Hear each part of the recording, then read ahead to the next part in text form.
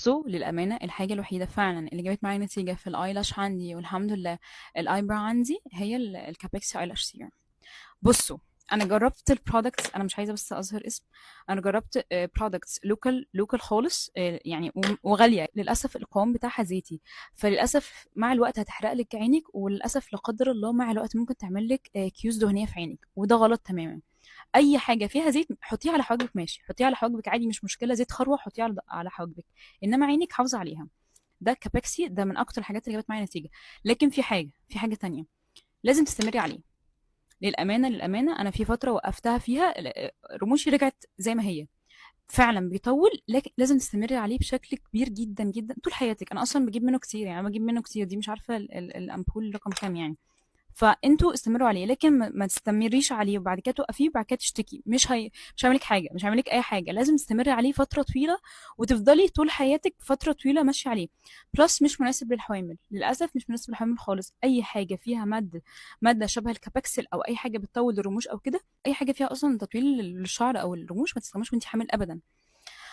انت هتست بس في نسبه الحبوب عندك، انا هقول لك بالتفصيل تزوديها ازاي. واحد، كلي بالانس كتير. البالانس شيبس. انا كنت بقعد في المستشفى بال 12 وال 24 ساعه، كنت باكل مره مثلا في اليوم ممكن اكل اتنين تلاته. اليوم اللي بعده بيبقى عندي حبوب كتيره جدا. جماعه مليان موالح، مواد حافظه، كميه صوديوم عاليه جدا جدا جدا. بجد اليوم اللي بعده وشي كله بيبقى مليان حبوب. ممكن مرتين بس في الاسبوع، مره في الاسبوع، ان ده طعمه حلو، بس ما نكترش منه لان وشك هيضرب حبوب. ربنا عافاني الحمد لله، الحمد لله يا رب. موقفه الانرجي درينكس تقريبا من سنتين الحمد لله. جماعه، وحشه وحشه وحشه في لخبطه الهرمونات عندك، وحشه في لخبطه البيت عندك، وحشه ان هي تطلع لك حبوب، وحشه ان هي تخلي البيت عندك جايه بتقل مش طبيعي، وجع مش طبيعي. ودي والله والله والله ريسيرشز كتيره قوي معموله ان اللي هي بتلعب في لخبطه الهرمونات بطريقه مش طبيعيه، ممكن تعمل لك تكيسات مبيض على المدى البعيد. جماعه بلاش بلاش بلاش، قللوا منها، تعمل لك مقاومه انسولين على المدى البعيد. بجد بجد بجد، انا طبعا مونستر بقى وريد بل، انا كنت عايشه على ريد بل بجد. الجامعه عندي والله العظيم ممكن في اليوم مثلا كنت اشرب لي مثلا خمسه، اربعه خمسه كده ولا حاجه. غلط غلط غلط. ريد بل بقى، على مونستر، على فيوري، على ايه كنت بحبه قوي وكنت بحب طعمه قوي. مش فاكره بس هكتبه لكم. بجد الحاجات دي للاسف مع على المدى البعيد بتعمل لك مقاومه انسولين وبتعمل لك حبوب. ثلاثة، والمخللات يا جماعة. أنا عارفة إن المخللات حلوة وحاجات حلوة والأكل حلو، لكن الموالح يا جماعة بتعمل لك احتباس للسوائل، ومع الوقت هتلاقي وشك كله مليان حبوب. قللي منها بقدر الإمكان. الإندومي. الاندومي يا جماعه، انا اصلا اخواتي بيغروني الساعه 3 الفجر كده ولا 4 الفجر، هم بيعملوا اندومي على طول. كل يوم اخويا واختي، انا باكل منهم معلقه. الساعه 4 الفجر بعدها بساعه الاقي حبايه عندي ظهرت. ممكن افهم انت يا اندومي ليه بتارجت وشي؟ ممكن ما تارجتش تارجت اي حاجه، ممكن ما تارجتش وشي. فانتوا حاولوا بقدر الامكان، قللوا بقدر الامكان المونستر او اي حاجه انا درينكس، اقطعوها تماما اقطعوها تماما. اعتمدوا الكاب اوف كافي واحده بس في اليوم، كوبايه قهوه، وبجد هتديكوا انرجي بطريقه مش طبيعيه على المدى اليوم. البالانس قللوا منه بالتدريج، مرتين لمره في الاسبوع.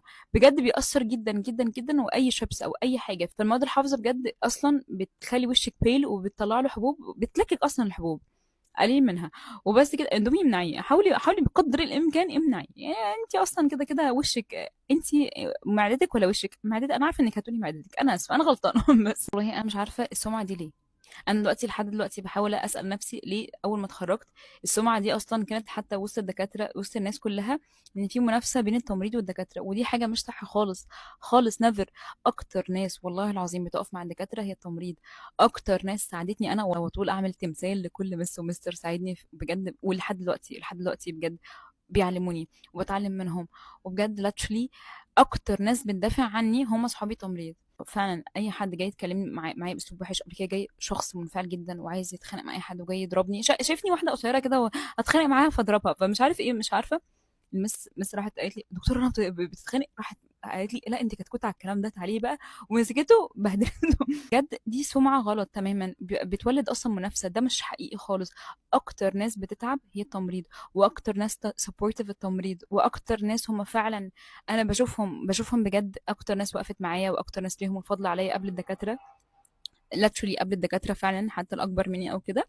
هم وأكتر ناس بنوني بجد فعلا ولحد دلوقتي، وأكتر ناس بتسبورت مي on social media صحابي، وأكتر هم تمريض والله العظيم. بس عندي 50 سنة ولا 60 سنة تقولي دكتور أنا بحبك قوي، ولادي بيتابعوكي. حاجة بجد في قمة الرقي، قمة قد إيه هي فعلا سالكة، وقد إيه كل والمسترز بجد بجد كلهم على عينيا وعلى راسي. فكرة أصلا يكون في سمعة شبه كده بجد والله العظيم بتولد من منافسة بلا شيء بلا هدف. أكتر ناس بتتعب هم التمريض، وأكتر ناس بيخافوا على البيشنتس. أقول لكم حاجة، الدكتور بيعمل عملية وبيمشي، بيطمن على البيشنت عنده. التمريض هو اللي بيبقى واقف معاه، هو لحد ما تروح بيتها، فاهمين؟ هو اللي بيتابع الحالة من A to Z بجد literally. ودي حاجة أنا شفتها بعيني، ودي حاجة بشوفها على طول. لو انتوا هتشوفوا ان انا بنحاز ليهم عادي، ما عنديش مشكلة. هم يستحقوا ده. انا بالنسبه لي انا، وبالنسبه لمسيرتي العمليه اللي لسه صغير، لسه بادئه من صغير، هم دول اللي وقفوا معايا literally literally literally، هم الاول. فبجد الحمد لله الحمد لله إن انا واتوفقت في الحته دي الحمد لله، وما سمعتش السمعه اللي هي كانت دايره دي خالص، لان انت مش حقيقه. وعايزه اقول لكم حاجه واوضحها، ان مفيش حد بيشتغل عند حد، في ناس بتشتغل مع بعض. يعني التمريض والدكاتره قوى عامله طبيه لا قيمه لهم من غير بعض. يعني التمريض ولا حاجه من غير الدكاتره، والدكاتره ولا حاجه من غير التمريض، لاننا بنساعد بعض. احنا مفيش حد بيشتغل عند حد ابدا، ودي بجد حاجه لازم تحطوها حلقه في ودانكم. مفيش حاجه اسمها كده، مفيش حد بيشتغل عند حد.